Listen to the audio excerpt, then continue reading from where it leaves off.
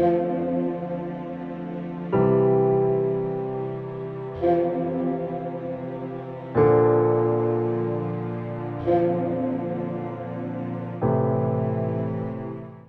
مقدس میں سے ہمارے لیے آج کی تلاوت عبرانیوں کے نام خط، اس کا 12واں باب، اس کی 4 تا 7 آیت اور 11ویں آیت سے 15 آیت تک۔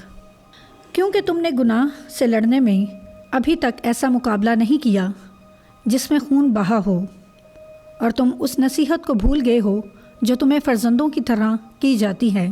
اے میرے بیٹے، خداوند کی تادیب کو حقیر نہ جان اور اس کی تنبیہ سے بیزار نہ ہو، کیونکہ خداوند جسے پیار کرتا ہے اس کی تادیب کرتا ہے، اور وہ ہر ایک اس بیٹے کو کوڑے مارتا ہے جسے قبول کر لیتا ہے۔ تنبیہ میں صبر کرتے رہو، خدا تم سے فرزندوں کی مانند سلوک کرتا ہے۔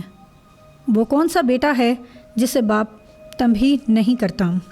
اور کوئی تنبیہ بالفعل خوشی کا باعث نہیں بلکہ غم کا باعث معلوم ہوتی ہے، لیکن وہ آخر میں انہیں جو اس سے تربیت پاتے ہیں چین کے ساتھ صداقت کا پھل بخشتی ہے۔ اس واسطے ڈھیلے ہاتھوں اور سست گھٹنوں کو سیدھا کرو اور اپنے پاؤں کے لیے ہموار راستے بناؤ، تاکہ کوئی لنگڑا بھٹک نہ جائے بلکہ شفا پائے۔ سب کے ساتھ صلح رکھو اور اس پاکیزگی کی تلقید کرو جس کے بغیر کوئی خداوند کو نہ دیکھے گا، اور غور سے دیکھتے رہو کہ کوئی شخص خدا کے فضل سے محروم نہ رہے، ایسا نہ ہو کہ کوئی کڑوی جڑ سبز ہو کر رکاوٹ پیدا کرے اور اس سے بہت ناپاک ہو جائے۔